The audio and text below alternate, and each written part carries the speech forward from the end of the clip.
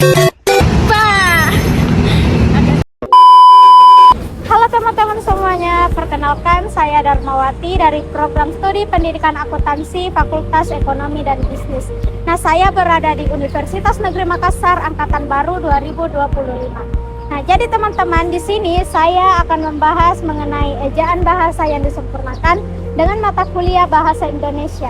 Nah, di sini saya mempunyai dua tujuan mengapa saya membuat video ini. Yang pertama yaitu untuk memenuhi tugas kuliah saya, dan yang kedua yaitu adalah menambah wawasan baru kepada teman-teman semua. Nah, baik teman-teman, langsung saja kita masuk ke dalam pembahasannya. Nah, dari sini mungkin banyak dari teman-teman bertanya, apa sih yang dimaksud dengan ejaan bahasa yang disempurnakan? Nah, jadi teman-teman, EYD atau ejaan bahasa yang disempurnakan ini merupakan ketatabahasaan yang mengatur penggunaan huruf kapital, huruf miring, penulisan kata, serta penulisan unsur serapan.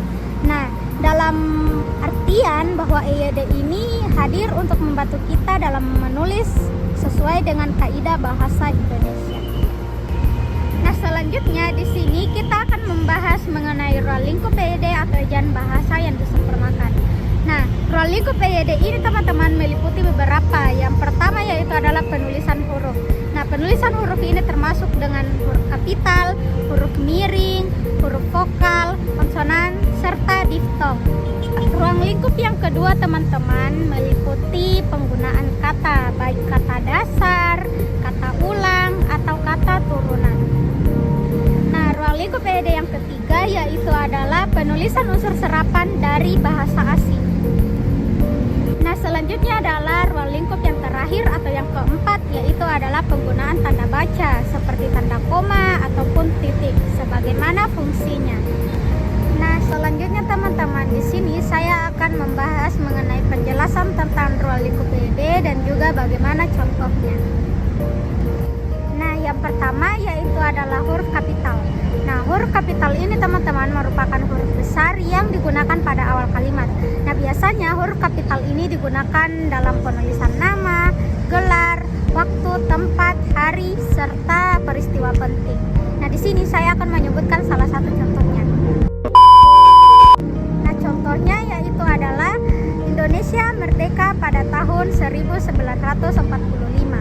Nah, di sini penggunaan huruf kapital itu digunakan pada bagian Indonesia karena menyebutkan suatu tempat, dan juga waktu di bagian 17 Agustus 1945. Itu adalah penggunaan huruf kapital yang benar, dan yang salah adalah seperti ini.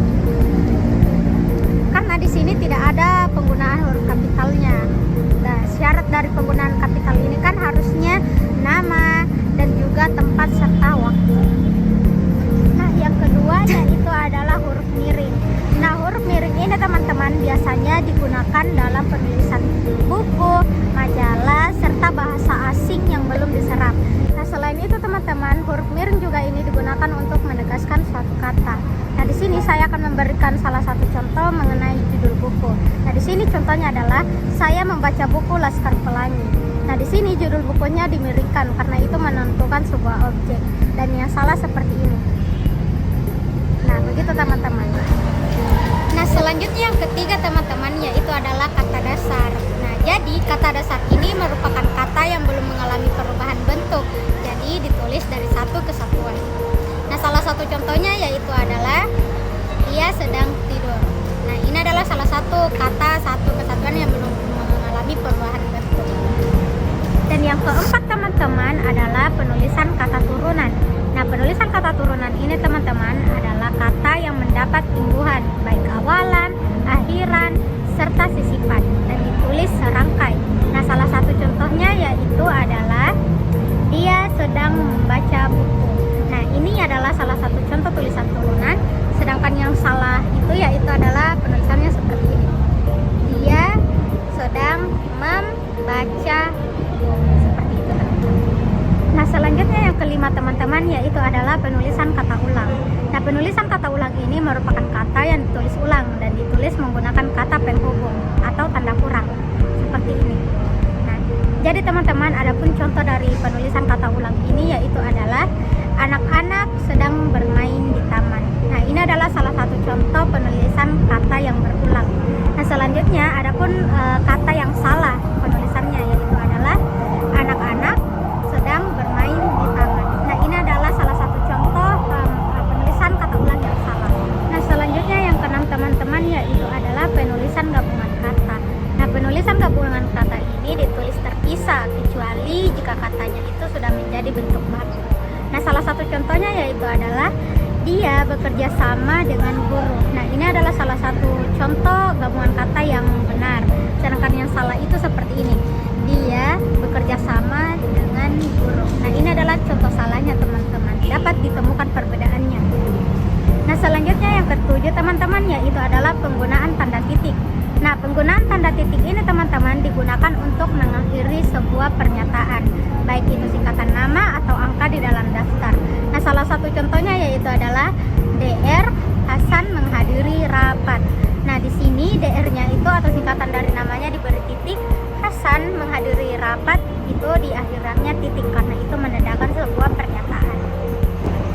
Nah, selanjutnya yang ke-8 atau yang terakhir yaitu adalah penggunaan tanda koma. Nah, penggunaan tanda koma ini teman-teman digunakan untuk memisahkan unsur dalam sebuah perincian kata. Nah, salah satu contohnya yaitu adalah saya membeli apel, jeruk, manggis, dan juga mangga. Nah, itu adalah salah satu contoh penandaan tanda koma teman-teman. Baik teman-teman, mungkin itu saja yang dapat saya sampaikan mengenai ejaan bahasa yang disempurnakan. Nah, di sini teman-teman saya sangat menyadari bahwa masih banyak kekurangan yang terdapat dalam pembahasan saya. Nah, saya meminta maaf sebesar-besarnya jika ada salah kata dan salah penulisan. Nah, baik teman-teman, mungkin itu saja yang dapat saya sampaikan. Terima kasih karena sudah menonton video saya dari awal sampai akhir. Nah, di sini saya menutup pembahasan saya dengan ucapan alhamdulillahirabbil alamin. Wassalamualaikum warahmatullahi